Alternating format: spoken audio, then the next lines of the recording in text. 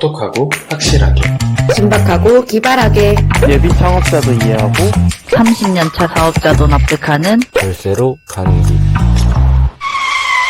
텍스로드. 안녕하세요. 안정훈 세무사입니다. 이재엽 세무사입니다. 오늘은 경정청구에 대해 설명을 드리겠습니다.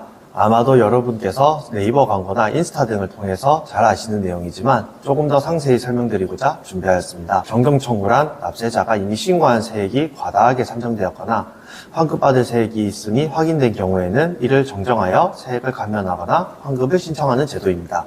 국세기본법 제45조의 2에 규정되어 있으며 납세자의 권리 보호를 위한 중요한 절차입니다. 맞습니다. 쉽게 말해 세금을 너무 많이 냈거나 신고 오류로 인해 추가 공제 또는 감면을 받을 수 있는 경우 이를 정정하는 것이죠. 예를 들어 소득세 신고 시 특정 비용을 누락해 과다 신고했거나 세액 공제 감면 요건을 충족했음에도 반영하지 않은 경우가 대표적입니다. 이러한 경정청구는 적용받을 수 있는 기한이 있습니다. 원칙적으로 법정 신고 기간이 지난 후 5년 이내에 경정청구를 할 수 있습니다. 하지만 부당한 과세에 대한 사유가 존재하는 경우, 즉 조세불복 등을 통해 국세청의 위법 또는 부당한 처분이 인정된 경우에는 최대 10년까지 청구가 가능합니다. 특히 국제조세조정에 관한 법률에 따른 과세조정이 필요한 경우에는 7년까지 연장될 수도 있고요. 이렇게 좋은 제도인 경정청구는 크게 신청서 제출, 세무서 검토, 환급 여부 결정의 절차로 진행됩니다. 구체적으로 말씀드리면 다음과 같습니다. 경정청구서 제출. 세무서에 경정청구서를 작성하여 제출해야 합니다. 청구서에는 과다 신고된 세액 정정 요청 내용 및 근거를 기재해야 합니다. 두 번째, 증빙자료 제출. 경정청구 사유를 입증할 수 있는 관련 증빙 서류, 즉 추가 비용 증빙, 세액공제 요건 충족 서류 등을 함께 제출해야 합니다. 세 번째, 이렇게 제출된 서류는 세무서의 심사를 받습니다.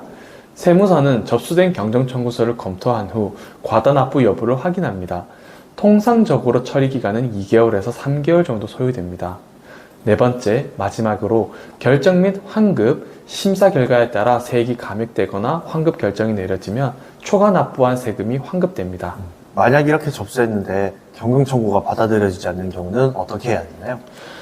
만약 경정청구가 기각되거나 본인이 기대한 금액보다 적게 환급되는 경우 이의 신청을 하거나 심판 청구 또는 행정소송을 제기할 수 있습니다.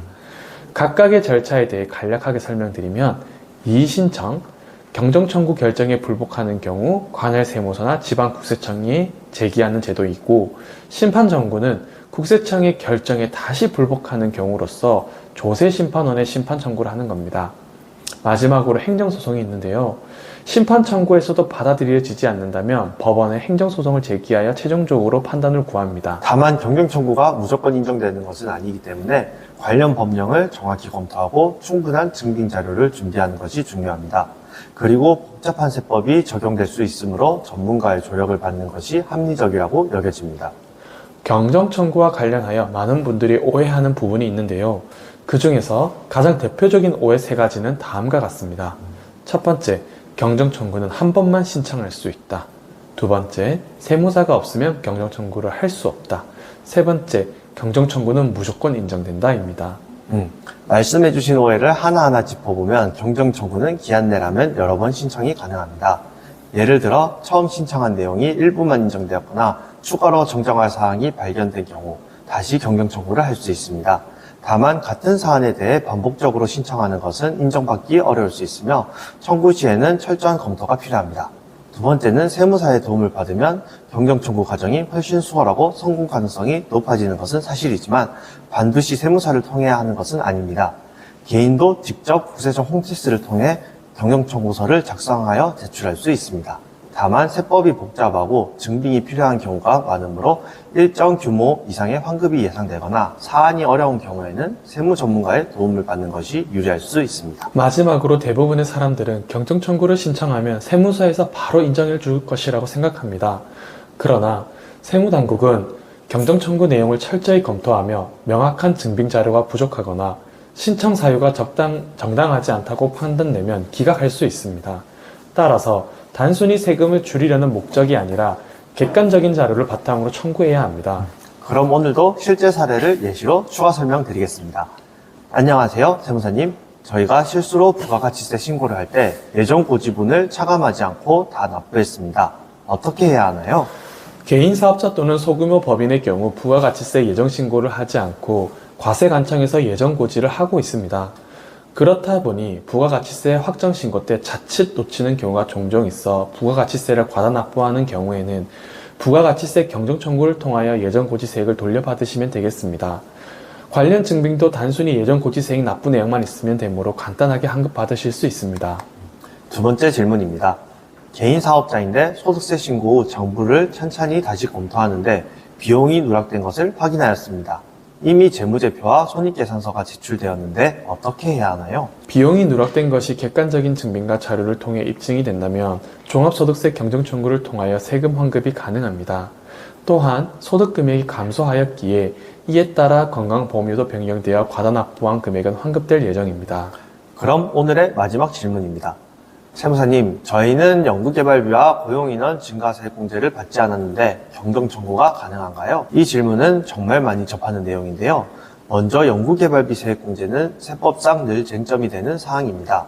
왜냐하면 연구원은 연구만 해야 하는데 연구 외의 업무인 품질관리, 생산, 영업 등의 업무를 겸직할 경우에는 급여 전액에 대해서 세액공제를 받을 수 없습니다.